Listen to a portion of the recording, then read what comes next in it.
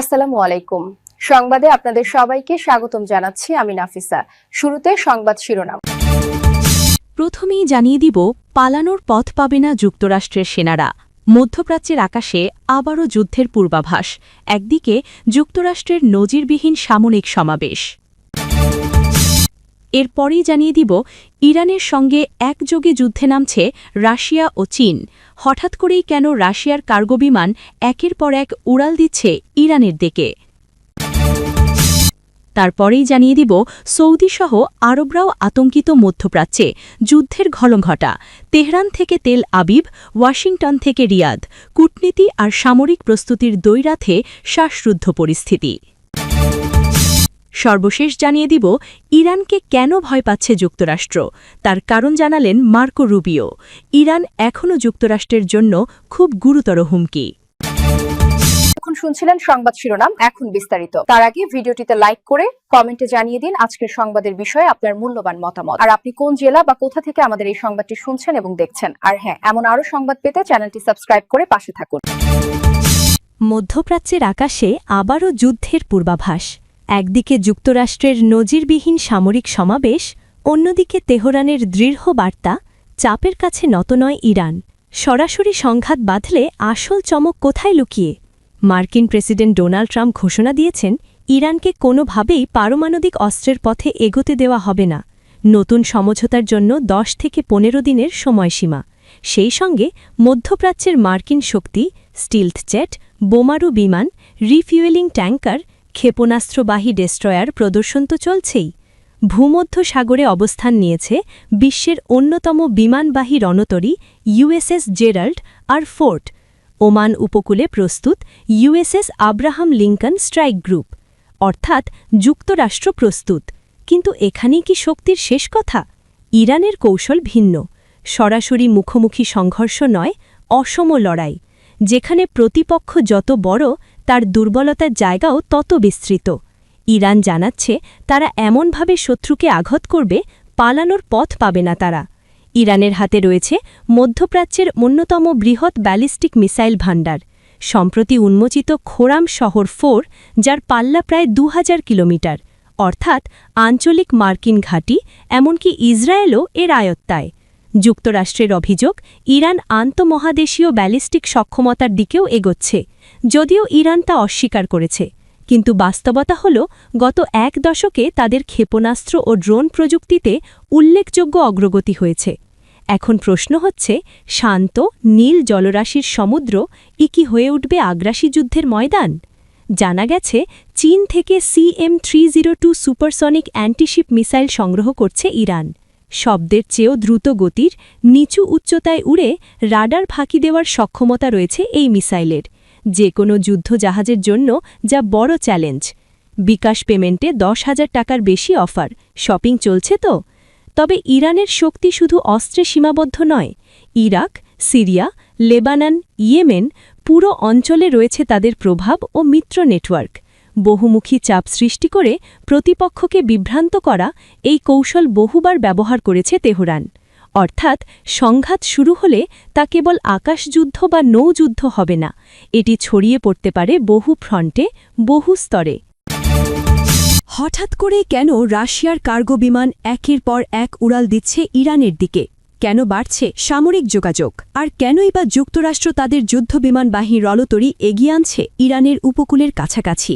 বিশ্লেষকদের মতে, পর্দার আড়ালে বড় কিছু ঘটছে। সম্প্রতি যুক্তরাজ্য ভিত্তিক সংবাদ মাধ্যম ইরান ইন্টারন্যাশনালের প্রতিবেদনে দাবি করা হয়েছে, রাশিয়ার সঙ্গে বড় ধরনের সামরিক চুক্তি করেছে ইরান। প্রায় 500 মিলিয়ন ইউরোর এই চুক্তির আওতায় ইরান পেতে যাচ্ছে 500টি ভার্বা পোর্টেবল লঞ্চার এবং 2500 M36 ক্ষেপণাস্ত্র।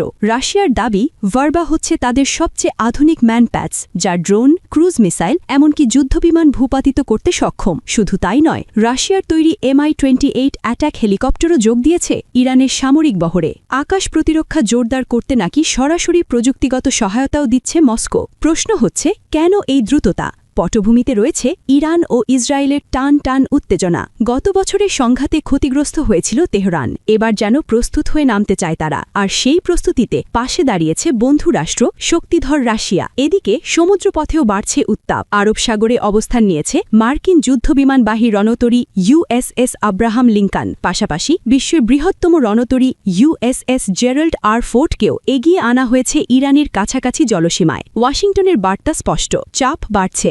মার্কিন প্রেসিডেন্ট ডোনাল্ড ট্রাম্প কঠোর ভাষায় হুঁশিয়ারি দিয়েছেন, প্রয়োজনে সামরিক পথেও হাঁটা হবে।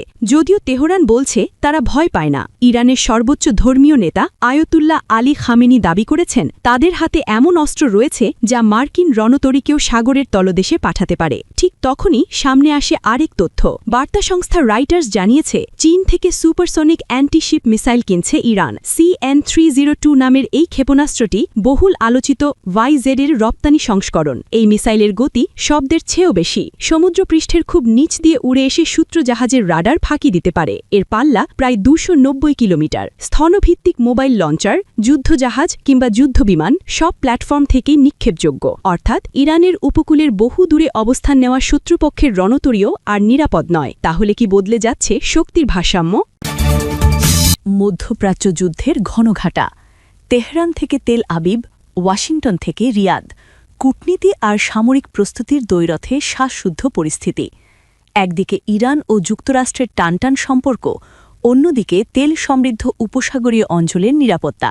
সব মিলিয়ে বিশ্ব অর্থনীতি যেন দাঁড়িয়ে আছে অনিশ্চয়তার প্রান্তে। আসেন পমসাইনেন্ট, এক আরব উপসাগরীয় কূটনীতিক জানিয়েছেন আঞ্চলিক নেতারা ইরান ও যুক্তরাষ্ট্রের সঙ্গে সক্রিয়ভাবে যোগাযোগ রাখছেন, যাতে পরিস্থিতি সরাসরি যুদ্ধের রূপ না নেয়। তার আশঙ্কা যুদ্ধ শুরু হলে শুধু রক্তপাতই নয়, বৈশ্বিক তেলের বাজারেও বড় ধাক্কা লাগবে। কারণ উপসাগরীয় অঞ্চলের অস্থিতিশীলতা মানেই জ্বালানি সরবরাহে অনিশ্চয়তা। ইরানে রয়েছে শক্তিশালী আঞ্চলিক মিত্রদের একটি নেটওয়ার্ক। ইয়েমেনের বিদ্রোহী, ইরাকের সশস্ত্র গোষ্ঠী, লেবাননের বিদ্রোহীরা এবং ফিলিস্তিনি ভূখণ্ডের স্বাধীনতাকামী গোষ্ঠী।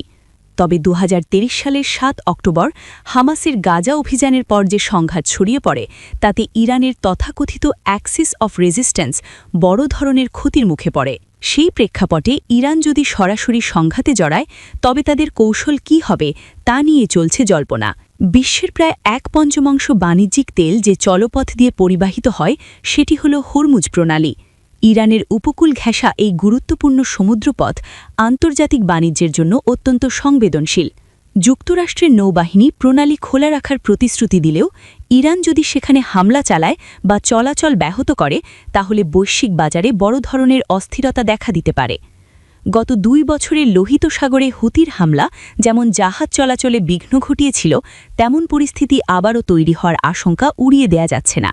ইরান সরাসরি হরমুজ প্রণালী বন্ধের হুমকি না দিলেও সাম্প্রতিক সামরিক মহড়ার সময় আংশিকভাবে প্রণালী বন্ধ রাখার মাধ্যমে তারা একটি স্পষ্ট বার্তা দিয়েছে। সংঘাত ছড়ালে গুরুত্বপূর্ণ এই রুট ঝুঁকির মুখে পড়তে পারে। শুধু তাই নয়, উপসাগরীয় অঞ্চলের তেল স্থাপনাগুলো সম্ভাব্য হামলার আওতাধীন। 2019 সালে সৌদি আরবের তেল স্থাপনায় হামলায় দেশটির উৎপাদন অস্থায়ীভাবে অর্ধেকে নেমে এসেছিল। ইয়েমেনের বিদ্রোহীরা দায় স্বীকার করলেও যুক্তরাষ্ট্র পরে এর জন্য ইরানকে দায়ী করে। অন্যদিকে মার্কিন প্রেসিডেন্ট প্রথমে ইরানে বিক্ষোভকারীদের হত্যার ঘটনায় সামরিক পদক্ষেপের হুমকি দিলেও পরে আলোচনার কেন্দ্রে নিয়ে আসেন তেহরানের পারমাণবিক কর্মসূচিকে। তিনি সতর্ক করে বলেন, ইরান যদি নতুন কোনো চুক্তিতে রাজি না হয়, তাহলে খারাপ কিছু ঘটতে পারে। ইরান বরাবরই দাবি করে আসছে তাদের পারমাণবিক কর্মসূচি সম্পূর্ণ শান্তিপূর্ণ। তবে যুক্তরাষ্ট্র ও তার মিত্ররা দীর্ঘদিন ধরে সন্দেহ করে আসছে যে তেহরান শেষ পর্যন্ত পারমাণবিক অস্ত্র তৈরির পথে এগোচ্ছে। 2015 সালের পারমাণবিক চুক্তি থেকে যুক্তরাষ্ট্র সরে দাঁড়ানোর পর ইরান ইউরেনিয়াম সমৃদ্ধকরণ বাড়িয়ে দেয় এবং প্রায় অস্ত্রমানের কাছাকাছি উপাদানের মজুত করে তোলে। সম্প্রতি যুক্তরাষ্ট্র ও ইসরায়েলের হামলায় ইরানের কয়েকটি গুরুত্বপূর্ণ পারমাণবিক স্থাপনা ক্ষতিগ্রস্ত হয়েছে। উপরের কাঠামোতে বড় ধরনের ক্ষয়ক্ষতি হলেও সমৃদ্ধ ইউরেনিয়াম আগে সরিয়ে নেওয়া হয়েছে কিনা কিংবা ভূগর্ভে সুরক্ষিত আছে কিনা তা এখনও স্পষ্ট নয়।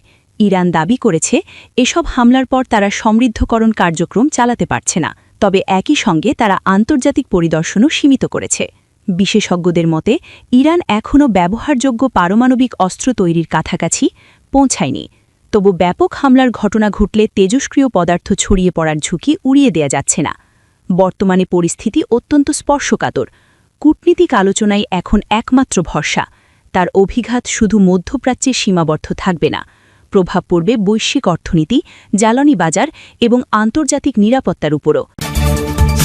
ইরান এখনও যুক্তরাষ্ট্রের জন্য খুব গুরুতর হুমকি, এমন মন্তব্য করেছেন মার্কিন পররাষ্ট্রমন্ত্রী মার্ক রুবিও।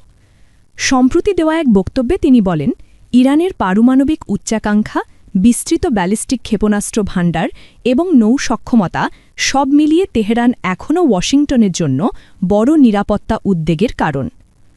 প্রশ্ন উঠছে, আলোচনার টেবিলের সমান্তরালে যুক্তরাষ্ট্র কেন এত জোরালো হুমকির ভাষা ব্যবহার করছে? রুবিও দাবি করেন, অতীতে ইরানের পারমাণবিক কর্মসূচি সীমিত বা ধ্বংস করার পরও তাদের বলা হয়েছিল এটি পুনরায় সক্রিয় করার চেষ্টা না করতে। কিন্তু তার ভাষায় ইরান বারবার সেই সক্ষমতার উপাদান পুনর্গঠনের চেষ্টা করছে। যদিও তিনি স্বীকার করেন যে এই মুহূর্তে ইরান সরাসরি সমৃদ্ধকরণ কার্যক্রম চালাচ্ছে না, তবে শেষ পর্যন্ত সেই পর্যায়ে পৌঁছানোর চেষ্টা করছে বলেই যুক্তরাষ্ট্রের সন্দেহ। অর্থাৎ ওয়াশিংটনের দৃষ্টিতে হুমকি কেবল বর্তমান কার্যক্রমে নয়, সম্ভাব্য ভবিষ্যৎ সক্ষমতাতেও। তবে রুবিওর বক্তব্যে সবচেয়ে জোর দেওয়া হয়েছে ইরানের প্রচলিত সামরিক শক্তির ওপর। তার মতে, ইরানের কাছে বিপুল সংখ্যক স্বল্পপাল্লার ব্যালিস্টিক ক্ষেপণাস্ত্র রয়েছে, যা মধ্যপ্রাচ্যে অবস্থিত মার্কিন ঘাঁটি এবং অংশীদার দেশগুলির জন্য হুমকি।